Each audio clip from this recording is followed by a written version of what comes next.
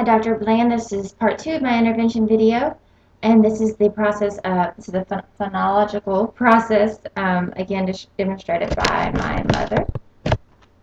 Okay, and for this section, she presents stopping. So she commonly substitutes her fricatives in initial position with stopping plosives. So to fix this, we're going to work with using a minimal pair therapy approach. And to do that, I have pictures of letters. And I want you to see that this S is a long sound. So this lasts for a long time. Opposed to the short sounds of B, B, or this letter, T, T. Okay, good. And using letters along with the sounds helps when they begin reading if she was a younger client, and helps tie it into their everyday usage. Okay, so again, to visualize this, you can, we're going to use this piece of paper, and with your hand, you're going to show me the long sound, long S sound. Good. That is the sound we're working on, and you notice how long it is opposed to the B or T. Can you do those? B, T. Very good. Okay. Next, to make sure that my client knows what receptively that I am speaking of, opposed to just assuming she doesn't know it and that she's producing it incorrectly before we work on expressive, I'm going to ask you to pick up the item that you would pack your lunch in. It's sack. Good. And these are just pictures I printed off from the internet. Okay. So point to the item that you would walk on. Sand. Good. Okay, so if she wasn't so good at producing them already, then I would go on and say, that's okay. Then I would model the words after she pointed to them and ask her to imitate. Okay, so now, again, we're going to continue to check receptive skills. Out of these two, if you presented stopping for real, so your S's will become B's. If I were to say, which item do you find in the sky? Which one would you point to?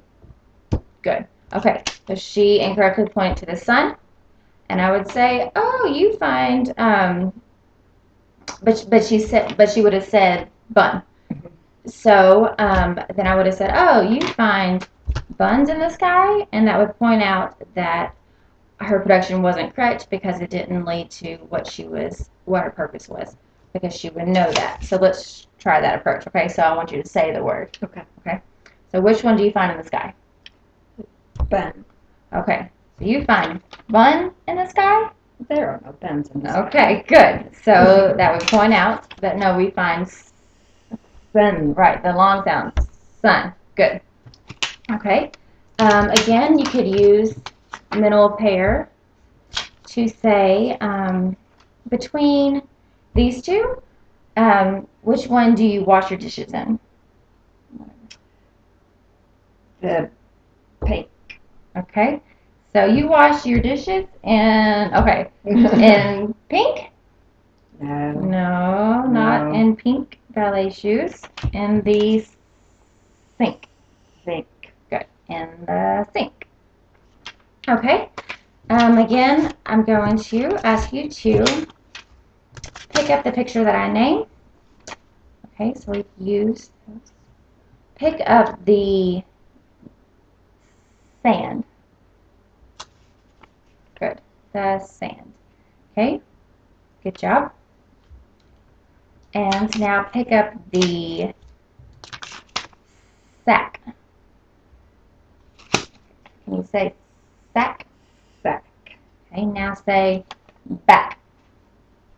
Back. Good. Okay, so obviously we now know for sure that her receptive skills are adequate to work on expressive, which we also did a little bit simultaneously there.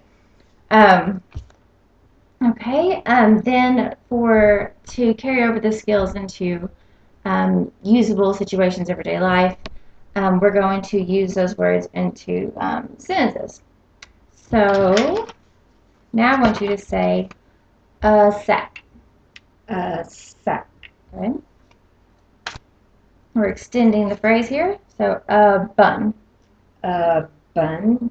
Good. Now we're going to get tricky. A band played. A band played. Okay. Okay, that's a wrong sound that we might have to work on later.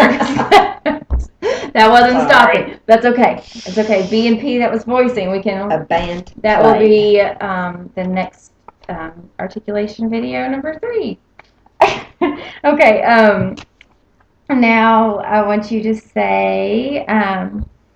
Let's extend it to. How about this one?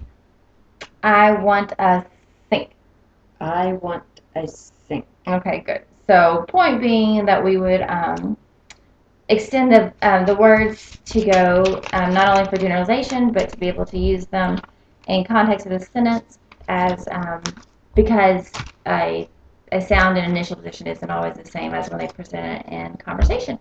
So that is all my video. Apparently we need to stay tuned for our sequel of voicing B's and P's. Thanks.